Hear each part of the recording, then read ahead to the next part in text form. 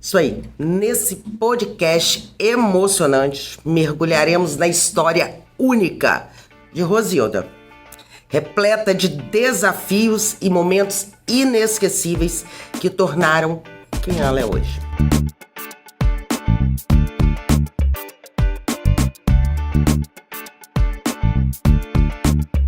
Quero iniciar agradecendo ao Cicobi Cafferral pelo espaço aqui disponibilizado.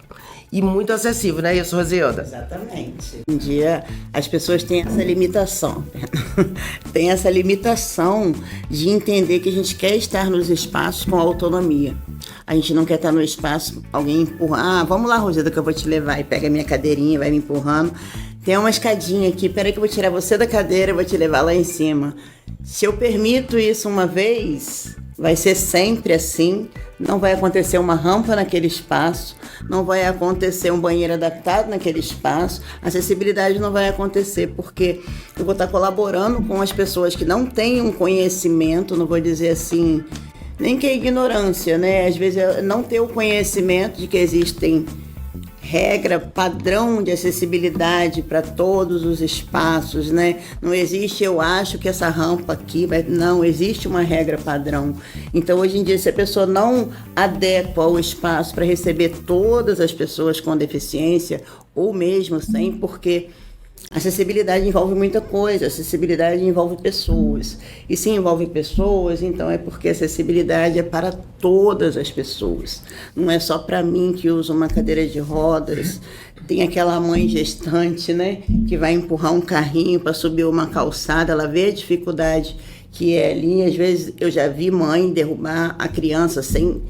Porque não tinha, no centro de Vitória, isso foi muito polêmico na época. O carrinho virou, a mãe tentando subir numa calçada. E eu, como cadeirante ali perto, eu fiquei olhando. É uma mãe com uma criança, a polêmica é menor. Mas se fosse uma pessoa com deficiência, eles não divulgam. Porque é como se a gente fosse um ser...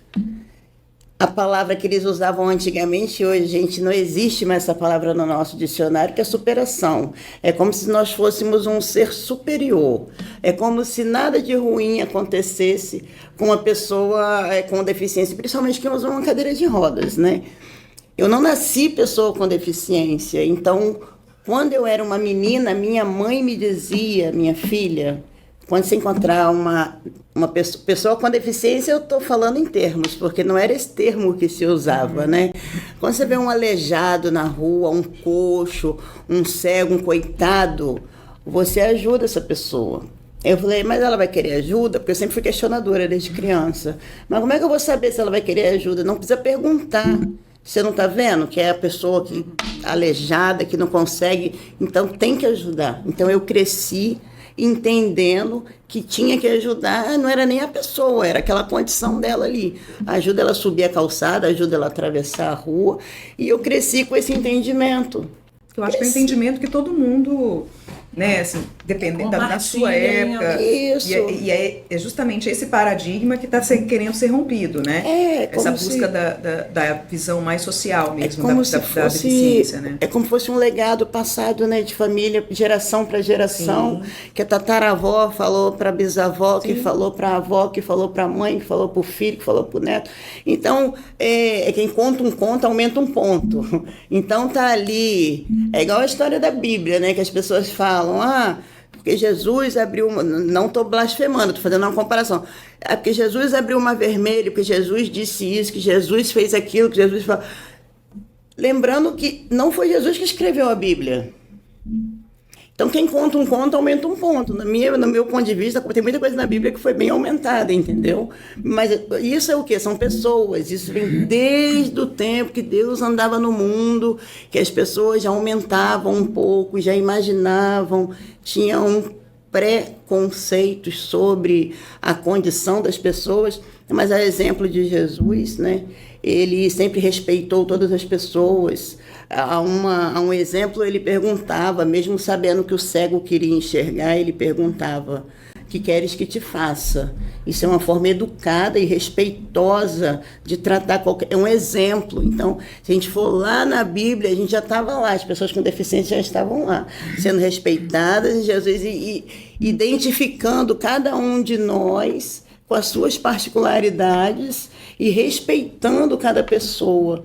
E a gente hoje tenta trazer para a sociedade esse exemplo de Jesus, tentando conscientizar as pessoas e que elas devem sim perguntarem, não o que queres que te faça, né? Mas hoje você precisa de ajuda, eu posso te ajudar. Rosilda, quando você fala isso, eu penso muito sobre essa história da invisibilidade que a gente está falando aqui, todos os dias que a gente bate, né, esse ponto no podcast, porque é o seguinte, é invisível o que você sente em relação a como vai ser esse processo. Então você vai chegar aqui, se você vai ter autonomia para chegar sozinha, se você vai conseguir entrar.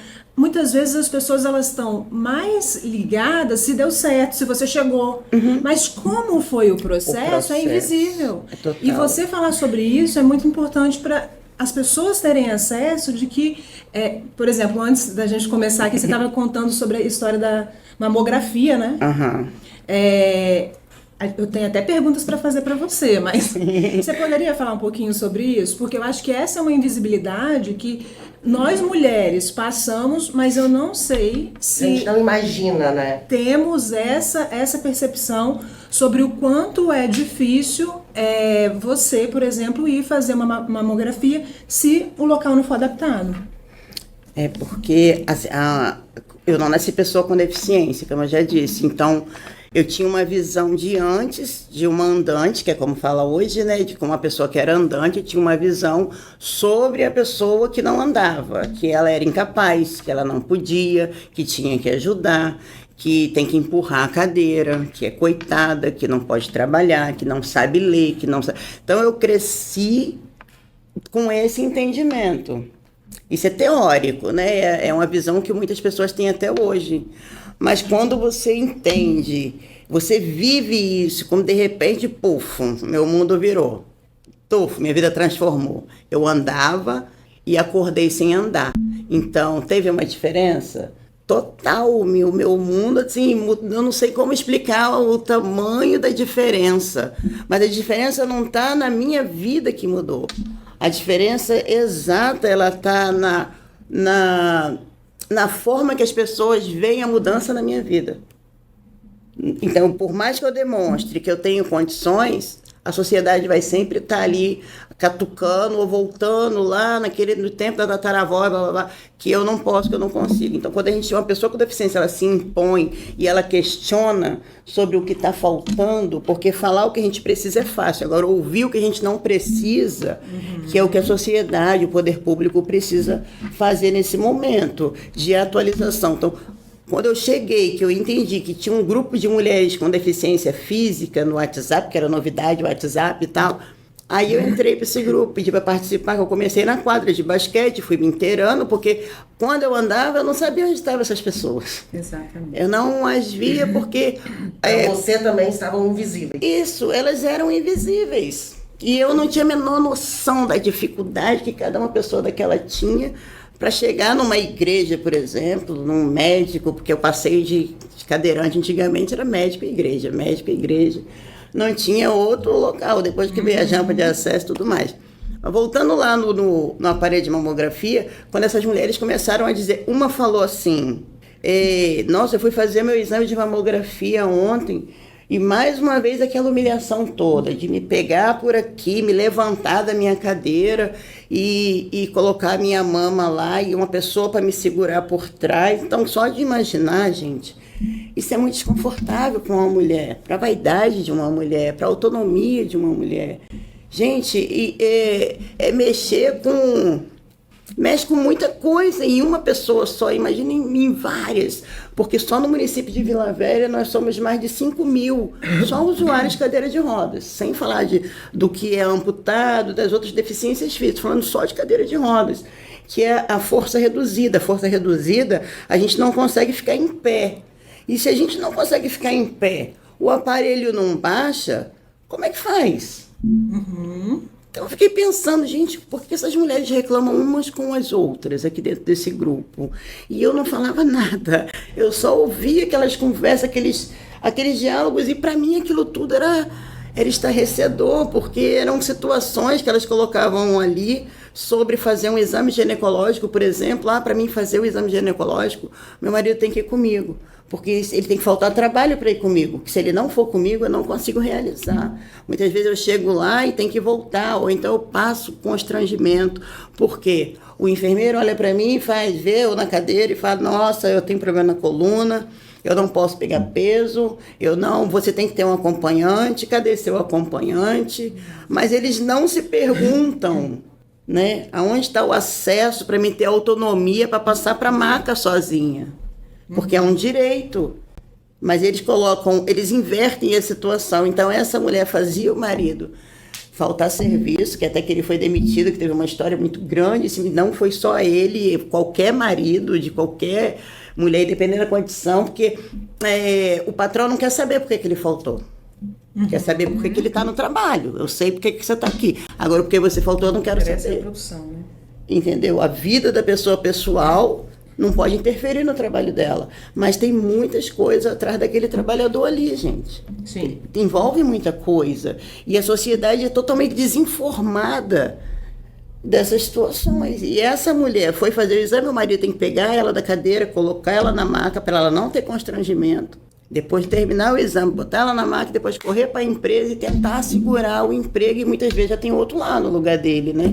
Quando ele volta. Então eu fiquei pensando, falei, gente, porque futuramente eu falei, gente, vamos tentar buscar um aparelho de mamografia adaptado, que eu tava aí, fui lá no livro da LBI, fui buscar informação, porque aquilo tudo deixou a minha cabeça muito assim, eu falei, tá fora da caixinha, porque quando eu andava, eu ficava em pé, eu podia levantar e fazer meu exame, mas agora eu sentada eu não posso, por quê?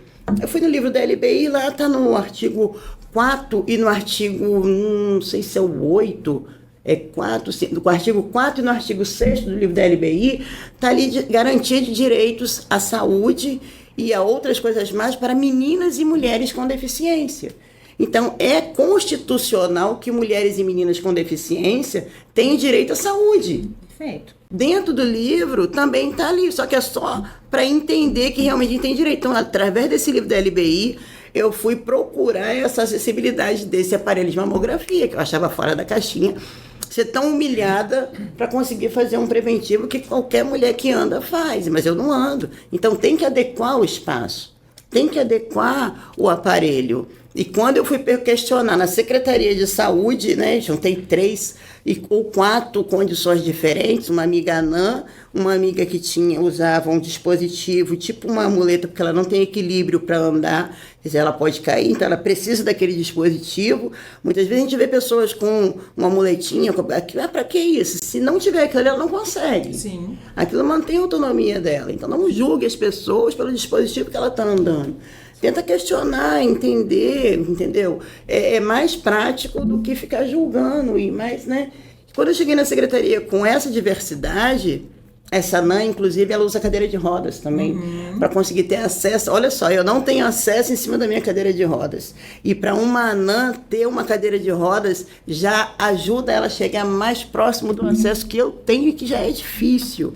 Você imagina ela sem a cadeira, como é que é a vida dela? Sim. E ela foi, e vimos a diferença ali, só que a Secretaria de Saúde não quis atender a gente. Eles ignoraram o nosso questionamento, não atenderam, esperamos 45 minutos para ouvir que não vão poder atender hoje, tem que agendar em tal dia. E eu pensando, né, livro da LBI, foi 2008 essa lei, porque que agora, hoje, a gente, em 2008, estava em 2018 já, ainda não está adequado. E olha quanto tempo passou, gente. Sim. E esse povo não quer nem ouvir o que a gente tem para dizer sobre essa situação. Não, mudei a estratégia, mas não mudei a ideia. Fui no Estado e foi aí que eu procurei o então nosso querido deputado da Inclusão, doutor Hércules. Doutor Hércules, médico, né? E eu chamei ele, falei, deputado, eu queria fazer uma pergunta.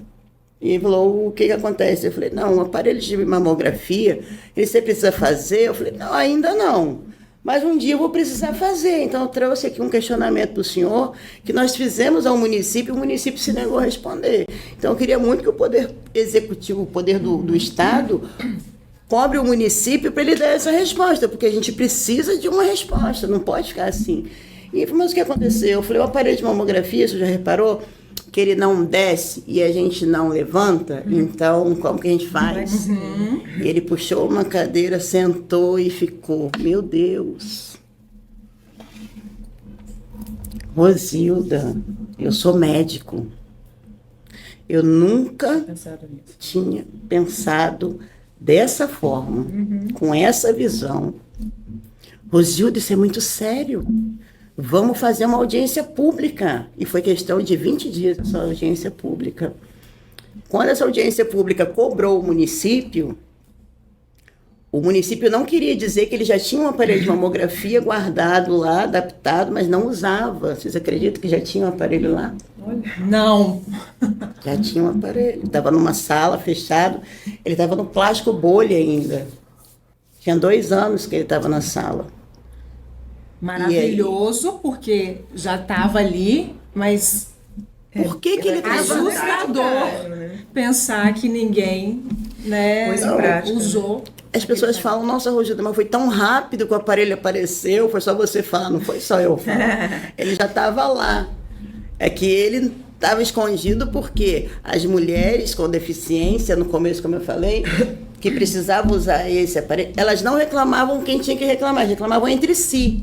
Então o aparelho, enquanto elas estavam reclamando no grupo de WhatsApp, ele estava lá dando teia de aranha dentro da sala. E quando elas chegavam para fazer o exame na Secretaria de Saúde, elas perguntavam se tinha um aparelho, eles falavam que não, que era mais fácil para a saúde dizer que não tem, para não ter trabalho, mesmo sabendo que não daria mais trabalho. Então fica aquela ideia na cabeça de que cadeira de rodas é problema, cadeira de rodas é trabalho. Se eu ver uma pessoa com cadeira de rodas, eu for ajudar, eu vou perder meu dia para ajudar, entendeu? Então, diante desse exposto aqui, a gente chegou dentro do Estado, o município disse que a gente já tinha feito o pedido, aí deram uma desculpa, né, mais ou menos. Antes da audiência, a saúde me chamou e falou, Rosilda, vamos deixar isso para lá, porque o aparelho está lá e tal. Eu falei, eu vou fingir que eu não ouvi que o aparelho está lá. Mas nós vamos até o final e eu vou te cobrar lá na audiência pública o que eu tentei te cobrar e você não quis me ouvir, você não quis ouvir a gente, não recebeu a gente. Está todo mundo aqui, a Anã, a outra cadeirante que não tem força reduzida também, a outra que usa de estava todo mundo lá. E ela viu as mesmas pessoas, ela passou pela gente no município e não quis. E eu fiquei mais chateada ainda que eu falei com ela, eu falei, poxa, eu fiquei mais admirada porque você é uma mulher. E é por isso que mulher não cresce, porque é mulher tentando diminuir mulher. A gente não chega no poder nunca se a gente ficar umas contra as outras. A gente precisa se unir numa hora dessa, a gente tem que ter um olhar mais voltado para aquela situação daquela pessoa que está ali na sua frente, aquela mulher que está na sua frente te pedindo apoio, te pedindo a mão, me dá a mão, me ajuda, deixa eu sair. Me ajuda a sair, você pode. E você se negar, eu não vou te atender, ou não deu desculpa nenhuma, simplesmente passou com o telefone na mão e foi embora. Aí no dia da audiência ela queria conversar, em cima da hora, vamos conversar, mas todo mundo junto, todo mundo na bancada. E foi sensacional, porque eu aproveitei a oportunidade do pedido do aparelho, que já estava lá, depois essa audiência foi no dia 18 de dezembro de 2018. E o aparelho apareceu para a gente fazer a vistoria e tudo mais. A gente foi convidada no dia 28 de janeiro de 2019. Então, foi uma questão de 40 dias para eles pintarem a sala, adaptarem o aparelho no lugar, tirar aquele plástico bolha, tirar aquelas teias de aranha de 2 anos que estavam no aparelho e abrir para todas as mulheres que tem uma limitação de força reduzida, uma deficiência física, e consegue usar um aparelho padrão. A gente precisa da adequação, porque o padrão é lei na sociedade, tem que ser tudo padrão. A estética da sociedade é padrão. Então, se você é uma mulher que está numa cadeira de rodas, tem mulheres que são casadas que falam, fica você aqui perto do meu marido, porque eu não confio nessas mulheres que estão aí, não. Como se eu não fosse uma mulher. Como se fosse menos mulher. Isso. Então ela não sabe o risco que ela corre deixando o marido do meu lado. Entendeu? Então são faltas, desinformações que chega a ser até engraçado. Então hoje eu levo com leveza, muita coisa eu trago com leveza, porque é pesado, gente. É muito pesado, tem nada assim, tranquilo. É muito pesado o padrão que a sociedade impõe, principalmente para as mulheres que têm uma limitação. Eu, por ser uma mulher negra, periférica, mãe solo, pessoa com deficiência, para mim botar minha rodinha na rua todo dia, sair para trabalhar, levanto da minha cama, passo a minha cadeira e vou determinada. Ai, a sua determinação me inspira. Nossa, acho que se eu tivesse essa limitação que você tem de não poder andar, eu faria do mesmo jeito. Aí eu fico... Mas não é porque eu não ando que eu levanto. A minha motivação é outra, meu bem. Eu tenho boleto para pagar. A nossa motivação é parecida, né? A minha motivação é essa. Eu penso nos boletos, eu levanto rápido. E vou para trabalhar, porque se eu não pagar meus boletos, alguém tem que pagar meu almoço. Até o seu boleto é invisível, Ozzy? Tá até meu boleto é invisível. Porque tem pessoas que pensam assim. Teve uma vez que eu cheguei na porta de uma loja que eu queria comprar um tecido para poder forrar algumas almofadas da minha cadeira, e o rapaz da loja, ele veio, como sempre, né, tinha um ressalto dessa altura assim, e ele falou: a senhora quer ajuda para entrar? Eu pensei, ele vai inclinar a minha cadeira, né, foi a ideia, mas eu vi que era muito alto. Eu falei, não, eu vou, só queria saber o valor do tecido, dependendo, o senhor pode me atender por aqui mesmo, que eu não estava nem querendo discutir sobre acessibilidade, tem dia que a gente está assim, né? Aí eu falei, não, tudo bem. Aí ele, não, porque se a senhora quiser, eu ajudo. Aí eu falei, não, só quero saber o valor. Ele, a senhora não levanta, não? Aí eu falei, não, eu não levanto. Não, porque se a senhora levantar, eu boto a cadeira para dentro, a senhora entra. Eu fiquei pensando, oi? Eu ainda estava achando que ele ia inclinar a cadeira, né? Eu pensei isso também. Não, ele na cabeça dele, eu podia levantar, entrar, ele pegar a minha cadeira e colocar lá. Como que ele, de onde ele tirou? Nem quando eu andava eu imaginava uma coisa dessa. E ele chegou assim... Muita criatividade. Assim como outras situações que a gente enfrenta para comprar uma roupa numa loja, para comprar um sapato. Não basta só trabalhar. A gente tem que... A gente enfrenta todos os dias, o tempo todo, em qualquer espaço que a gente vai. Eu só vou naquele espaço se tiver acesso. Não. Adorem espaços que não tem acesso.